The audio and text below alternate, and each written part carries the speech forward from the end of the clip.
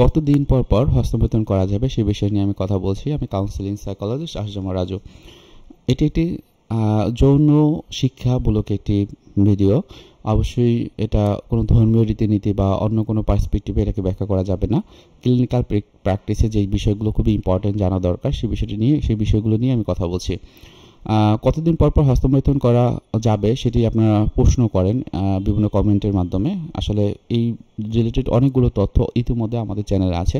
তারপরও আজকে আমি বলছি যে এটা সপ্তাহে 2 থেকে 3 বার করা অনেকের জন্য উপযুক্ত, কিন্তু সেটা কিন্তু এককভাবে বলা যাবে না যে কীভাবে এটা কতটুকু প্রযোজ্য হবে। তবে 2 থেকে 3 বার মোটামুটি একটা স্ট্যান্ডার্ড ধরা যায়। কেননা এটা কিন্তু আপনার শরীর এবং মনের উপর নির্ভর করবে, তারপরে কিন্তু এটা আপনি করতে চাইবেন। সো এটা হলো খুবই গুরুত্বপূর্ণ। এবার অনেক সময় দেখা যায় যে একই দিনে পরপর বা 2 দিন পরপর এটা করা যেতে পারে, হ্যাঁ, কিন্তু সেক্ষেত্রে আপনি দেখবেন যে আপনার মনটা এবং শরীরটা কেমন আছে তার উপর ভিত্তি করে।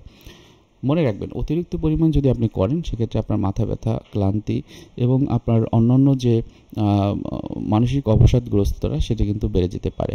এবং যদি আসক্তির ভাব আসে তাহলে এটাকে বিরতি নেওয়া খুবই গুরুত্বপূর্ণ। সেই সময়টা আপনি হয়তো বা বিভিন্ন রকমের রিল্যাক্সেশন এক্সারসাইজ করতে পারেন, বেশি বেশি মেডিটেশন করতে পারেন। এগুলো আপনার মনটাকে কিন্তু শান্ত রাখবে। এবং সর্বশেষে যে বিষয়টি বলতে চাচ্ছি যে নিজের রুটিন এবং শরীরের যে প্রতিক্রিয়া সেটা কিন্তু অবজারভেশন বা পর্যবেক্ষণ করা খুবই গুরুত্বপূর্ণ। বিষয়টি কীরকম, যখন এটা আপনার অতিরিক্ত পরিমাণে করেন আপনার যেমন শারীরিক মানসিক একটা প্রভাব পড়ে, সেই প্রভাবটা আসলে কীভাবে পড়ছে। আবার যখন আমি অনেক দিন ধরে এটা করছি না তখন এটা আমার ভিতরে কী ধরনের এফেক্ট ফেলছে সেই বিষয়টি সম্পর্কে আমাদের জানাও খুবই গুরুত্বপূর্ণ।